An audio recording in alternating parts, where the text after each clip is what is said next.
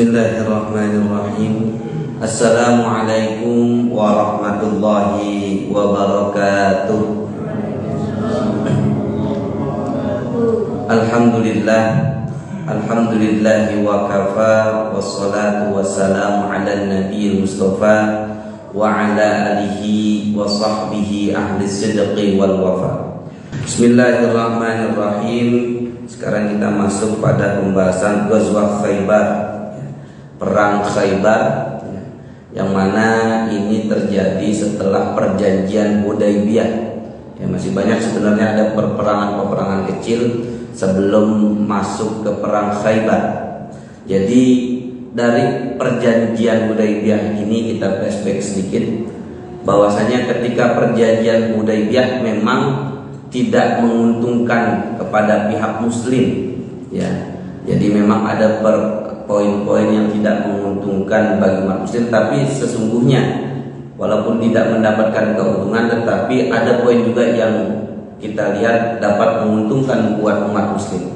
Salah satunya adalah ketika dalam perjanjian Hudaybiyah ini, bahwasanya yamna'ul harba limuddati 10 sinin.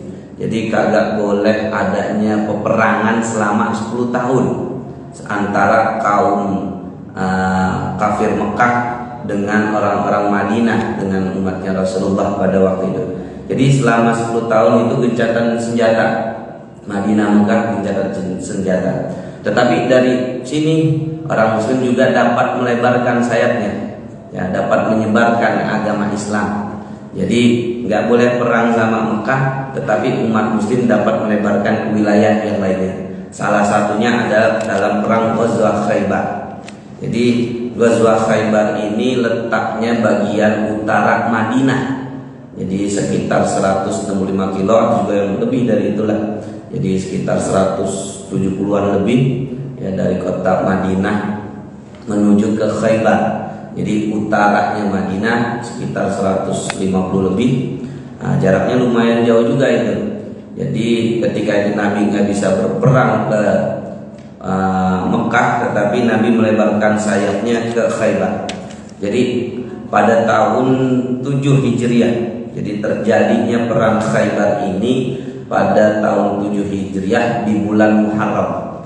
Jadi ketika di 7 Hijriah bulan Muharram ini Nabi ingin melebarkan sayap dan diperintahkan untuk perang dengan suku di Khaybar, daerah Khaybar. Jadi terjadinya dengan peperangan Khaybar ini adalah asal muasalnya adalah dengan orang Yahudi. Jadi pada waktu itu orang Yahudi, ya, yang di kota Madinah ada Bani Qainuqa, ada Bani Nadir, Jadi dua orang-orang Yahudi ini mereka kaburnya kemana? Ke Khaybar. Sedangkan Bani Quraidah diperangin sama Rasulullah, ya, dibantai habis-habisan. Nah, tetapi dua orang suku orang Yahudi ini mereka lari ke daerah Khaybar. Jadi sehingga mereka itu membuat membuat pasukan lagi di daerah Khaybar. Dari daerah Khaybar ini termasuk daerah yang subur, ya, daerah yang subur dari segi pertaniannya, dari hasil alamnya, kurmanya, semuanya. Sehingga orang-orang Yahudi di sana pun makmur ketika mereka diusir dari kota Madinah. Madinah termasuk daerah yang subur juga, tetapi agak ke utara lagi daerah Khaybar juga subur. Jadi sehingga terjadinya perang Ahzab ini juga dari ulahnya orang-orang suku daerah Khaybar itu, dari Bani Nadir dan Bani Qainuqa untuk memerangi Rasulullah. Jadi ketika untuk memerangi Rasulullah mereka yang menghasut. Jadi orang Yahudi di sini masih banyak, sehingga mereka menghasut terjadinya perang Ahzab, ya, terjadinya perang Ahzab, kemudian buat militan lagi itu. Sehingga disinilah Rasulullah diperintah juga untuk memerangi daerah Khaybar, karena di situ memang pusatnya orang Yahudi dan di situ juga terdapat benteng-benteng yang kokoh dan kuat. Jadi ada poin penting ketika Rasulullah SAW suruh perang ke sana. Jadi untuk memerangi daerah Khaybar, karena apa? Ketika menyebarkan agama Islam di daerah Khaybar, kemudian di situ Rasulullah juga mendapatkan barang rampasan, yang mana Allah menjanjikan dalam surat Al-Fat ayat 20, Allahu maghanima katsiratan ta'khudunaha fa'ajjala lakum hadhihi wa kaffa aydiyan nas ankum wa litakuna ayatan lil mu'minina wa yahdiyakum siratan mustaqima. Yang mana Allah telah menjanjikan kepadamu rampasan perang yang banyak, ya, yang banyak yang nanti dapat kamu ambil, maka Dia menyegerakan harta rampasan perang untukmu. Kemudian Dia menahan, ya, tangan mencegah manusia dari upaya menganiayamu agar kamu mensyukurinya, agar menjadi bukti bahwa orang-orang mukmin, dan agar Dia menunjukkan kamu ke jalan yang lurus. Ya, ketika nanti orang-orang mukmin, ya, dikasih maghanimah katsiratan, ya, ghanimah, hasil rampasan perang yang begitu melimpah, karena memang daerahnya benar-benar subur. Daerahnya subur, dari hasil alamnya juga bagus, sehingga disitulah ketika Rasulullah ingin memerangi Khaybar juga mendapatkan hasil rampasan perang buat kemakmuran nanti orang di Madinah, ya, melebarkan sayapnya ke Madinah. Kemudian ketika Rasulullah, ya, ingin melakukan perjalanan, maka pada waktu itu qad istakhlafa Sibah bin Qurtufah Al-Ghifari yang menggantikan kepemimpinan di kota Madinah. Jadi ketika Rasulullah pengen melakukan peperangan, ada beberapa yang nggak ikut. Nah, tetapi yang pada sehat-sehat mereka ikut semua. Tetapi Rasulullah ada mewakilkan pemimpin. Jadi benar-benar Madinah nggak dibikin kosong. Jadi diwakilkan oleh Sibah bin Qurfatah, ya, diwakilkan untuk memimpin kota Madinah pada waktu itu ketika Rasulullah dengan para sahabatnya menuju ke Khaybar, ya. Jadi ketika pada waktu itu sudah dipimpin sama Sibah ini, kemudian Rasulullah masuk, dan jadi ketika sampai sekitar 170 kilo dari kota Madinah sampai di kota Khaybar itu di malam hari. Ya, jadi Rasulullah membawa pasukan sekitar 1.400 sampai 1.600. Kalau di riwayat banyak, ya. Jadi ada yang mengatakan 1.400, ada yang mengatakan 1.600. Ya, jadi yang boleh mengikuti perang Khaybar ini adalah yang mengikuti perjanjian Hudaybiyah. Yang sebelumnya saya sudah bahas, dalam perjanjian Hudaybiyah itu sekitar 1.400 orang. Walaupun ada yang mengatakan sampai 1.600. Ya, jadi sekitar segitu dah, 1.400 sampai 1.600 pasukan Rasulullah. Jadi nggak ada yang boleh ikut kecuali yang ikut pada perjanjian Hudaybiyah. Yang mana pada perjanjian Hudaybiyah ini pada waktu itu Rasulullah niatnya buat umroh. Ya, yang sebelumnya sudah dibahas, Rasulullah niat awalnya buat umroh dan sudah bawa hadyu, ya, sembelihan, ya, sudah bawa, tetapi sama orang Mekah nggak diizinin masuk. Ya, nggak diizinin masuk, barulah dibuat perjanjian Hudaybiyah, perjanjian perdamaian istilahnya. Tetapi tidak menguntungkan buat orang Islam. Tapi ada poin juga yang menguntungkan buat orang Islam. Salah satunya Rasulullah boleh berperang, tetapi selain nama orang Mekah, ya, maka Rasulullah bisa melebarkan sayapnya ini ke daerah Khaybar. Pasukannya sekitar 1.400-an itu. Kemudian Rasulullah juga dengan pasukannya membawa, ya, kuda, ya, kuda perang, ada yang naikin kuda dan naikin unta. Jadi hampir semuanya menunggangi, ya, menunggangi kendaraan, baik itu kuda ataupun unta. Nah, jadi mereka menunggangi. Biasanya kan kalau dalam sebelumnya Rasulullah ada yang mungkin berjalan kaki, ada yang menunggangi kuda berapa persen, ada yang naik unta dan lain sebagainya. Tetapi dalam perang Khaybar ini, ya, kendaraan para sahabat begitu banyak juga sudah dipersiapkan semuanya. Jadi disiapkan kendaraannya sekitar 200 sampai lebih, ya, baik itu unta dan kudanya. Kemudian dari situlah perjalanan Rasulullah dengan para sahabat menuju daerah Khaybar. Ketika sampai di Khaybar di malam hari, ya, jadi Rasulullah dengan para sahabat sampai di daerah Khaybar itu ketika itu di malam hari. Jadi Rasulullah tidak melakukan peperangan, ya, kecuali setelah waktu subuh, waktu fajar. Jadi ketika sudah sampai daerah Khaybar tapi belum masuk, ya, jadi Rasulullah dengan para sahabatnya baru buat tenda, buat istirahat, ya. Jadi dari situ mereka istirahat dulu, ya, sampai waktu subuh tiba atau fajar tiba. Jadi ketika mereka sudah sampai di daerah Khaybar, dalam perjalanannya kemudian mereka beristirahat, sholat subuh, baru di situ dengan para sahabatnya sekitar 1.400 mereka mulai masuk ke daerah Khaybar.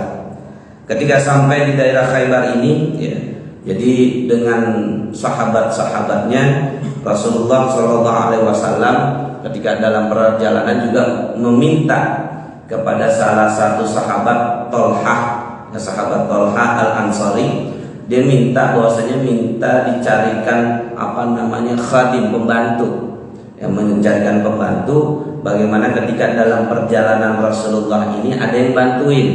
Jadi dari perjalanan kota Madinah ke kota Khaybar begitu jauh, jadi Rasulullah butuh ada yang ngambilin air, ngambilin makanan dan lain sebagainya. Akhirnya dicari sama sahabat Tolha Al-Ansari ini, dicari datu, kemudian dapat Anas bin Malik yang menjadi pembantu Rasulullah. Jadi Anas bin Malik ini membantu perjalanan Rasulullah menuju ke daerah Khaybar. Jadi ketika itu Anas bin Malik, bahkan diriwayatkan Anas bin Malik ini ketika dalam perjalanan dari kota Madinah menuju Khaybar sering mendengar Rasulullah berdoa. Ya, jadi Rasulullah ada doanya ketika dalam perjalanan.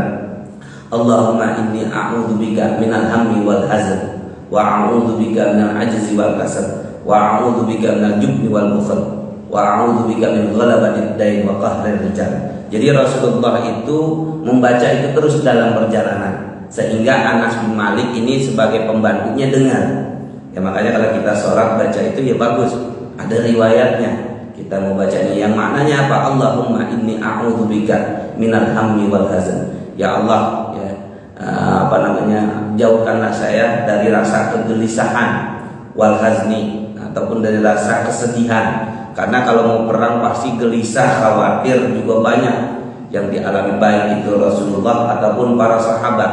Maka Rasulullah pun tetap memanjatkan doanya, walaupun udah jaminan. Jadi kan ayat juga ada turun bahwasanya nanti pada perang Khaybar Rasulullah juga menang. Ya sudah disampaikan bahwasanya ketika dalam perang Khaybar Rasulullah juga mendapatkan kemenangan. Tetapi kemenangannya nggak bisa didapatkan dengan mudah.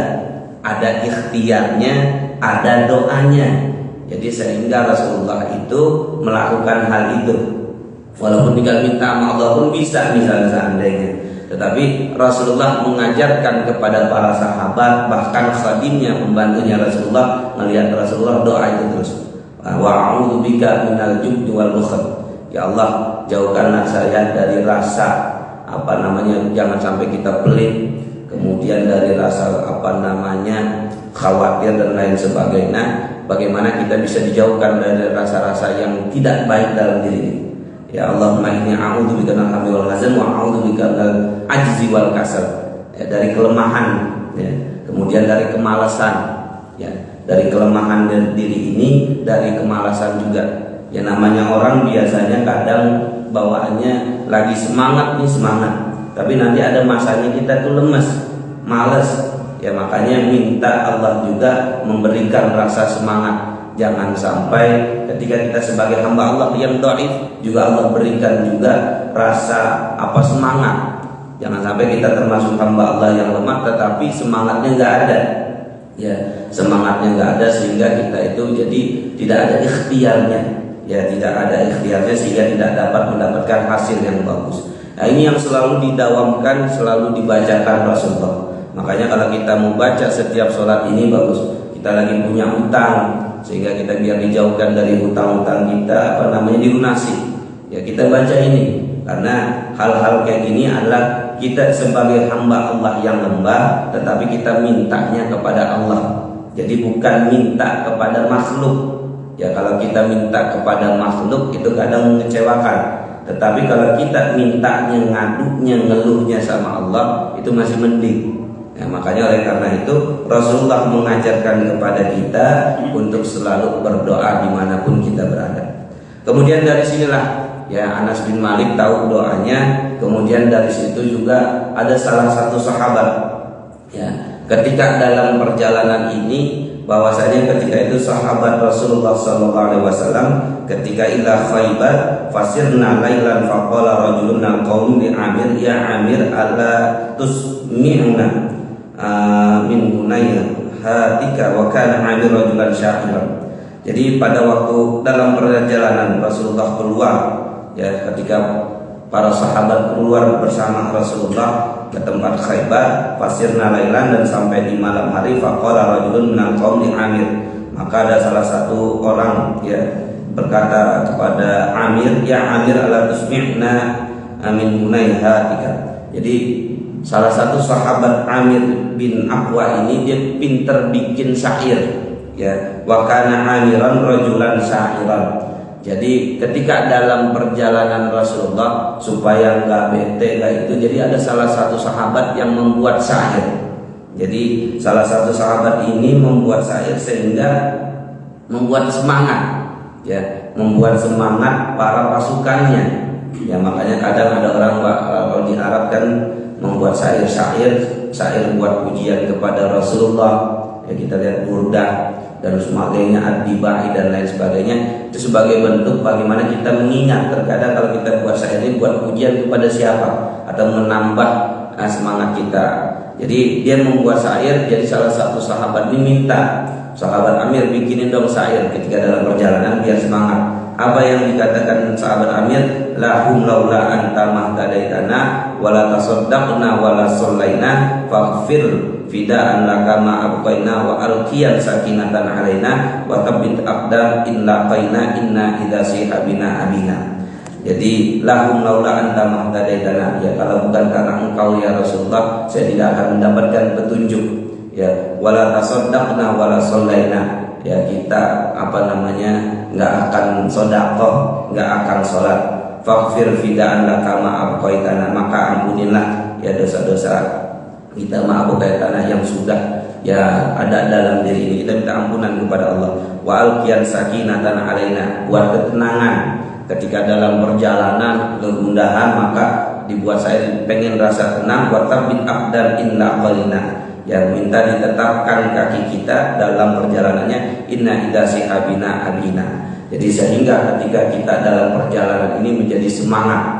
Jadi sahabat Amir ini membuat syair sehingga ketika itu Rasulullah mengatakan man hadas sa'id, ya, jadi faqala Rasulullah sallallahu alaihi wasallam man hadas sa'id, qalu Amir bin Aqwa qala yarhamullah. Jadi siapa yang tadi buat syair?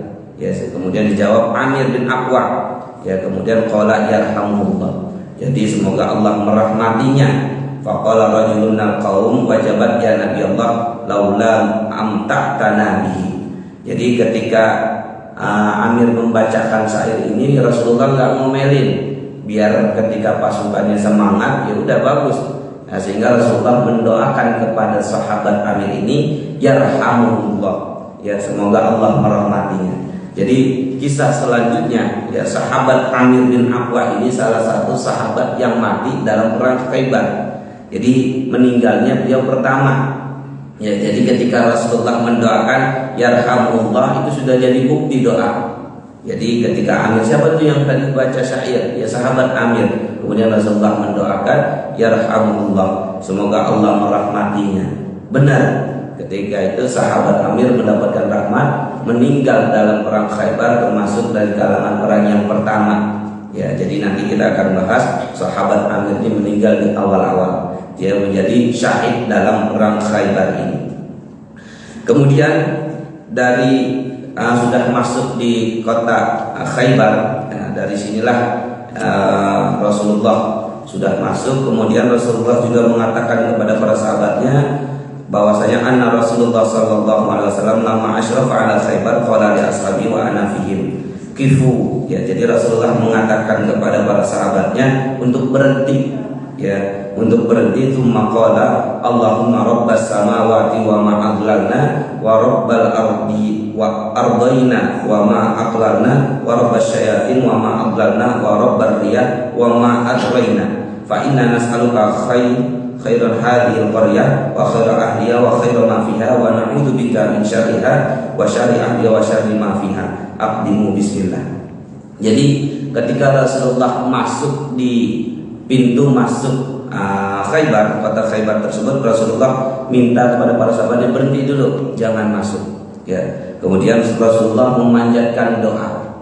ya, memanjatkan doa Allahumma rabbas samawati wa ma adlalna, ya Allah Tuhan yang menguasai langit, Rabbnya langit, wa ma adlalna, dan yang menaunginya, ya wa rabbal ardi ardaina, dan Tuhan yang menguasai Rabbnya bumi ini, wa ma aqlalna, yang dinaunginya, wa rabbas syayatin, dan Rabbnya setan, wa ma adlalna, ya. Jadi yang juga memberikan kesesatan, tetapi Tuhan memberikan petunjuk nantinya. Wa rabbar riyah wa ma adraina, dan Tuhannya angin, ya. Rabbnya angin, wa ma adraina, dan kemudian dihembuskannya. Ya. Fa inna nas'aluka khairi hadzal qarya wa khaira ahliha wa khaira ma fiha. Maka sesungguhnya kami minta kebaikan di kota ini, di desa ini, wa khaira ahliha, dan kebaikan buat penghuninya, wa khaira ma fiha, dan kebaikan apa-apa yang ada di dalamnya. Wa na'udzubika min syarriha wa syarri ahliha, dan kita minta dijauhkan juga, ya, min syarriha, dari keburukan, ya, kota ataupun desa tersebut, wa syarri ahliha, dan keburukan penghuninya, wa syarri ma fiha, dan keburukan apa-apa yang ada di dalamnya. Aqdimu, maka mulailah dengan bismillah, baru Rasulullah masuk. Ya, ini salah satu bahwasanya ketika kita berdoa, ya, dimanapun ketika perjalanan kita biasakan dengan doa zikir. Ya, jadi Rasulullah sebelum perang, sebelum masuk kota ataupun kita masuk rumah, kita biasakan zikir. Ya, Rasulullah pun juga mengajarkan kepada para sahabat suruh berhenti, nih doa dulu. Jadi Rasulullah memuji Allah. Jadi ketika kita pengen minta kepada Allah, maka sebaiknya kita muji dulu. Ya, maka dianjurkan Allahumma rabbas samawat. Jadi ketika kita pujiannya udah banyak nih. Ya alhamdulillahirabbil alamin hamdan yuafi ni'amahu wa yukafi mazidah. Jadi Allahumma lakal hamdu wa lakal musyraka wa antal musta'an. Kita panjatkan pujian-pujian dulu buat Allah. Ketika kita sudah panjatkan pujian kepada Sang Khalik, baru kita minta. Jangan tiba-tiba kita langsung minta sama Allah, walaupun boleh saja, tetapi sebagai adab doa kita, sebaiknya kita dianjurkan itu memberikan pujian dulu kepada Sang Khalik. Ya, jadi kita biasanya puji dulu kepada Allah. Ya, kalau kita artinya Engkau yang Maha Pemberi, Engkau yang Maha Pengasih, ya, Engkau yang Maha Penjagain kita semuanya dah. Nah, kita berikan pujian kepada Allah, baru kita minta. Kalau kita minta sama orang tua juga sama. Biasanya ketika dulu kita kecil, mak minta duit, ya kalau kadang kayak gitu kita kadang muji dulu, ya mak, ya tadi ada lihat ini bagus, mak, kita puji mak kita, orang tua kita, baru dah mak minta beli ini dong. Setelah kita memuji orang tua kita, baru kita minta. Ini sebagai bentuk adab bahwasanya ketika kita ingin berdoa itu adabnya itu dimulai dengan pujian, nah, kemudian ditambah dengan sholawat, ya. Nah, kemudian baru minta hajat kita apa. Itu adab dari doa, ya. Jadi adab dari doa memberikan pujian kepada Allah, ditambah sholawat, kemudian baru sampaikan hajat kita. Nah, ini salah satu yang dilakukan oleh Rasulullah ketika beliau masuk di kota daerah Khaybar. Beliau baca ini dulu, ya, sehingga para sahabat mengikutinya. Ya, para sahabat mengikutinya, dan sehingga baru sampai situ para sahabat masuk di waktu setelah sholat subuh berjamaah dengan Rasulullah. Singkat cerita dari sinilah, ya, kemudian Rasulullah Sallallahu Alaihi Wasallam qad kharaju bi masahihim wa maqatilihim. Falamma Rasulullah Sallallahu Alaihi Wasallam wajhalu Muhammad wal khamis ma'ah. Jadi ketika sudah di pagi hari Rasulullah sudah sholat subuh masuk ke kota Khaybar, ya. Orang-orang Khaybar Yahudi pada waktu itu baru keluar bawa cangkul, ya, bawa peralatan mau kerja, ya. Jadi di masa ihim wa maqatilihim. Nah, jadi lagi bawa gembalaannya, hewan ternaknya. Kemudian mereka falamma ra'a Rasulullah wal jaysh. Jadi ketika itu mereka melihat Rasulullah dan tentaranya. Kemudian mereka mengatakan Muhammad wal khamis. Jadi Muhammad dan tentara udah datang.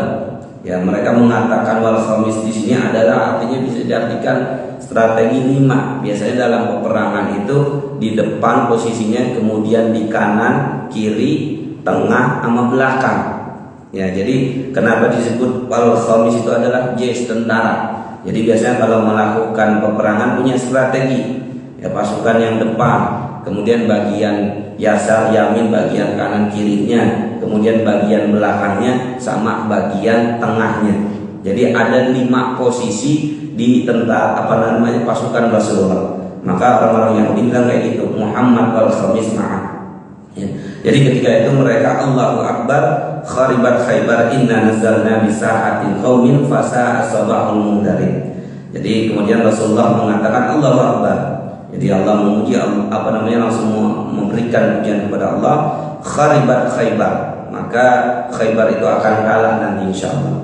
Inna nazzalna bi sa'atin qaumin fasa asbahul mundarin. Sesungguhnya ya kami menurunkan pelataran suatu kaum fasa asbahul mundarin, di waktu pagi hari mereka merasa ketakutan, diberikan peringatan. Ya karena apa? Peperangan jatuhnya pada waktu duha. Ketika Rasulullah sudah selesai sholat subuh baru keluar. Mereka lagi mau siap-siap kerja. Mereka kaget. Ya, jadi orang-orang Khaybar mereka kaget. Sebenarnya mereka sudah diiklankan. Jadi Rasulullah melakukan perang ini sudah disampaikan, diiklankan. Jadi biasanya Rasulullah melakukan peperangan nggak dikabarin. Tetapi ketika dalam perang ini ada 2 perang yang Rasulullah iklan, yang Rasulullah langsung sampaikan, publikasikan, saya akan menyerang kota Khaybar. Ya, jadi pada perang Khaybar sama perang Tabuk. Jadi ketika perang Khaybar sama perang Tabuk, Rasulullah terang-terangan, nah, saya pengen memerangi kota Khaybar, pengen berperang ke sana. Jadi sehingga orang Khaybar sebenarnya udah tahu. Tetapi karena datangnya di pagi hari mereka kaget. Biasanya kan Rasulullah ingin perang dalam perang Uhud, perang Badar memiliki strategi. Kadang misalnya musuh lewat selatan, Rasulullah lewat utara atau lewat timur, sehingga nanti punya strategi yang bagus. Tetapi dalam perang Khaybar ini Rasulullah mengiklankan, ya jadi mau terang-terangan perang kepada orang-orang Khaybar, orang-orang Yahudi ya, di daerah Khaybar pada waktu itu. Ketika Rasulullah dengan para sahabatnya sudah sampai di pelataran di daerah Khaybar, maka disinilah mulai terjadi peperangan sehingga orang-orang Madinah, orang-orang Khaybar pada kabur. Jadi kembaliannya pada masuk kembali dan lain sebagainya. Jadi sehingga mereka pada luntang lari dan kabur-kaburan.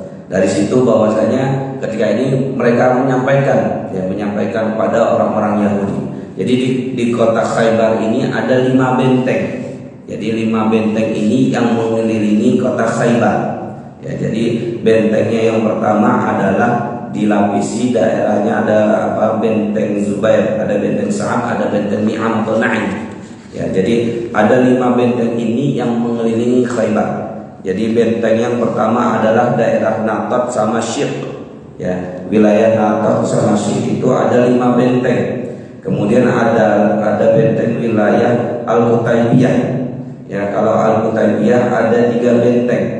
Ya, kalau daerah wilayah Natot sama Syirq itu ada 5 benteng. Yang pertama benteng Naim, kemudian ada benteng Sa'ad bin Mu'az, ada benteng Zubair, ada benteng Ubay, ada benteng Nazar. Benteng-benteng ini sesuai dengan nama-nama pemimpin mereka. Ya, jadi 5 benteng ini dinisbatkan kepada pemimpin mereka. Jadi benteng yang pertama adalah yang di wilayah Natot. Natot itu ada 3 benteng. Ya, benteng Naim, Sa'ad bin Mu'az sama Zubair. Kemudian wilayah Syirq ada benteng Ubay sama benteng Nazar. Kemudian ada wilayah Al-Qutaibiyah. Al-Qutaibiyah ini ada 3 benteng, Al-Qamus, Al-Wafi dan kemudian Al-Sulali. Ya, jadi ada 8 benteng kalau keseluruhannya. Jadi kalau keseluruhan dari daerah Khaybar 8 benteng, yang mana dari setiap benteng itu memiliki pertahanan yang baik-baik masing-masing tempat. Jadi ada yang bentengnya nanti pertahanannya datar, ada yang bentengnya memang di daerah pegunungan. Ya, jadi di sini bahwasanya ketika Rasulullah ingin menghancurkan daerah Khaybar, tetapi memang daerah yang kuat. Bahkan dikatakan bahwasanya Rasulullah mungkin nggak mungkin bisa mengalahkan daerah Khaybar. Ya, tetapi Allah menjanjikan tadi bahwasanya Rasulullah pasti bisa mengalahkan daerah Khaybar ini. 5 benteng ini dapat dikuasai Rasulullah, bahkan bisa masuk nanti sampai 8 benteng berikutnya. Ya, bahkan dikisahkan ada salah satu kisah, ya, saya itu seorang laki-laki yang ikut dalam perang tersebut. Jadi pada waktu itu ada benteng Naim yang dikuasai sama orang Yahudi Marhab, seorang yang memang ahli dalam peperangan. Ya, ketika Rasulullah dengan para sahabatnya ingin masuk ke daerah benteng Naim ini, kemudian bertemu dengan Marhab. Ketika bertemu dengan Marhab ini, kemudian biasanya duel 1 lawan 1. Ya, dari orang Yahudi, dari orang Khaybar itu diutus Marhab yang menjaga benteng ini. Kemudian dari orang mukmin, dari orang muslim diutuslah Amir, ya, bin Aqwa, ya, yang tadi melantunkan syair.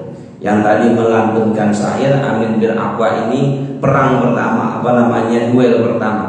Ya, ketika itu disuruhlah Amir bin Aqwa untuk melawan Marhab. Singkat cerita, ketika duel ini Amir bin Aqwa dalam memegang pedangnya, kemudian dia mengenai kakinya. Ya, jadi Amir bin Aqwa ini ketika dia ingin menebas ataupun menggunakan pedangnya pengen beginiin ke Marhab, tetapi itu orang Yahudi Marhab ini dia menghindar, sehingga pedangnya itu mengenai kakinya Amir bin Aqwa. Ya, ketika sudah kena kakinya, sudah cedera, kemudian barulah dikalahkan sama Marhab. Nah, dari orang mukmin kalah nih. Ya, dari orang mukmin ini kalah. Kemudian selama di benteng Naim ini sekitar 9 sampai 10 hari. Ya, jadi sebelum Rasulullah masuk ke dalam sekitar 9 hari Rasulullah masih bertahan di benteng Naim. Jadi nggak mudah. Walaupun Allah sudah menjamin sahabat Rasulullah dan para sahabat akan menang, akan mendapatkan barang rampasan nantinya. Ya, tetapi Allah tidak tidak langsung memberikan kemudahan. Ada usahanya terlebih dahulu. Ya, jadi ketika itu harus ada usaha dulu ketika di benteng Naim selama 10 hari. Bahkan di situ Rasulullah ganti kepada Abu Bakar untuk menyerang benteng Naim, tapi nggak jebol juga. Kemudian ganti ke Umar bin Khattab, nggak jebol juga. Kemudian baru ganti ke sahabat Sayyidina Ali. Ya, Rasulullah SAW memberikan pesan. Ya, jadi pada perang benteng Khaybar ini nanti Rasulullah mengatakan nanti yang bisa mengalahkan ya di benteng Naim ini, Khaybar ini akan dipimpin, akan dikomandanin sama Sayyidina Ali. Tetapi Rasulullah mengatakannya nggak langsung milih Sayyidina Ali. Jadi Rasulullah mengatakan bahwasanya dia yang taat kepada Allah dan Rasulnya, kemudian Allah dan Rasulnya juga mengenal dia. Nah, jadi itu syaratnya, sehingga para sahabat juga itu berlomba-lomba ingin diberikan bendera untuk menjadi pemimpin komandan menyerang benteng Naim ini. Ya, jadi para sahabat bahkan Sayyidina Umar berlomba juga. Ya, seandainya besok hari saya yang dikasih untuk menjadi pemimpin, komandan, panglima perangnya. Ya, jadi Sayyidina Umar bersemangat dan para sahabat lain juga bersemangat. Tetapi singkat cerita, di malam harinya Rasulullah SAW baru ketika itu sudah para sahabat juga sudah istirahat. Di pagi harinya ketika itu dikumpulkan para sahabat baru dipilih. Ya, dipilihlah di situ. Pada waktu itu Sayyidina Ali gak ada di situ. Jadi Rasulullah nanya, mana nih Sayyidina Ali? Ya, mana nih Sayyidina Ali? Kemudian dijawab oleh para sahabat bahwasanya Sayyidina Ali matanya lagi sakit. Ya, matanya lagi sakit mata, sehingga dia buat jalan aja susah. Dia cuma bisa istirahat di kemah. Ya, kemudian namanya sudah menjadi rezeki. Ya. Ya, jadi Rasulullah itu memilih Sayyidina Ali walaupun orangnya kagak ada di situ. Ya, jadi kan istilahnya para sahabat lagi bersaing. Saya pengen jadi panglima yang nanti bakal ngalahin benteng Naim, yang sudah dipastikan jaminan kita bakal menang. Tetapi Rasulullah melihat para sahabat, ternyata sahabat di situ dikumpulkan semua, satu sahabat nggak ada, yaitu Sayyidina Ali. Malah dicari yang nggak ada, kemudian bahwa Sayyidina Ali lagi sakit, dari situ baru panggil dia kemari. dipanggil dituntun sama sahabat, sama Rasulullah SAW, kemudian dibacakan doa, ya bahkan riwayatnya itu diludahin matanya atau disembur dan ya, jadi diludahin atau disembur sama Rasulullah dengan izin Allah. Alhamdulillah matanya Sayyidina Ali sembuh kembali. Ya, dari sini Sayyidina Ali menjadi panglima, ya menjadi pemimpin untuk menghancurkan benteng, atau menghancurkan benteng yang pertama nih, benteng Naim. Ya, dari situ nanti kita akan bahas lagi insya Allah pertemuan berikutnya. Jadi insya Allah ini masih panjang, ada sekitar 8 benteng yang akan kita bahas. Jadi ketika sudah dipilih Sayyidina Ali ini untuk menjadi pemimpin panglima perang, sudah keselanya sudah sehat kembali, barulah disusun strategi. Ya, strategi Sayyidina Ali yang pertama sudah menyusun bagaimana dia menyusun dalam peperangan ini, dia menyerangnya itu, kemudian dia tidak lanjut menyerang terus. Jadi strategi yang disiapkan oleh Sayyidina Ali, karena setiap benteng itu ada panahan, ya. Jadi ada panahan, ketika kita maju pasti di bawah langsung dipanah. Jadi sehingga Sayyidina Ali ketika dia lawan musuhnya itu bagaimana melawan musuh dengan cara bertahan, mundur. Jadi didatangi, kemudian tidak terlalu sampai dekat benteng, ditarik tuh pasukan-pasukan dari benteng Naim untuk menyerang kaum muslimin. Ketika sudah sampai di pasukan kaum muslimin, baru di situ dibantai itu orang-orang Yahudi. Jadi peperangan dia kalau langsung nyerang maju pasti dari atas langsung manahin. Tetapi ketika nyerang, tapi bagaimana posisinya yang disarankan adalah kita tetap bertahan aja. Musuh nyerang, tetapi kita tetap bertahan. Ketika sudah sampai di daerah kaum muslim, kaum mukminin, baru di situ orang-orang kafir, orang-orang Yahudi dibantai. Hadirin jamaah yang dirahmati oleh Allah Subhanahu wa taala. Dari sini ya Sayyidina Ali ketika memimpin dapat mengalahkan pasukan di benteng Naim ini, sehingga Allah memberikan kemenangan buat kaum muslimin ketika dalam proses untuk masuk setiap bentengnya. Dari sinilah prosesnya butuh ikhtiar, ya butuh ikhtiar, butuh usaha, butuh doa. Ya doa yang dilakukan pun juga kita benar-benar jangan sampai doanya kita setengah-setengah. Ya kita yakin Allah dapat memberikan kemudahan, kita juga dengan usaha. Yang dilakukan oleh Rasulullah ini adalah semuanya bukti nyata bahwasanya walaupun sudah jaminan kemenangan, tetapi Rasulullah dengan para sahabatnya, Rasulullah mengajarkan bahwasanya harus dengan ikhtiar terlebih dahulu, sehingga dari kaum mukminin dapat masuk ke benteng Naim, yang insya Allah kita lanjutkan pada pertemuan berikutnya. Mungkin itu saja yang dapat saya sampaikan pada pertemuan kali ini. Kurang lebihnya mohon maaf. Hadanallahu wa iyyakum ajma'in. Wassallallahu ala sayyidina Muhammadin nabiyil ummi wa ala alihi wasallam. Walhamdulillahi rabbil alamin. Wassalamu alaikum warahmatullahi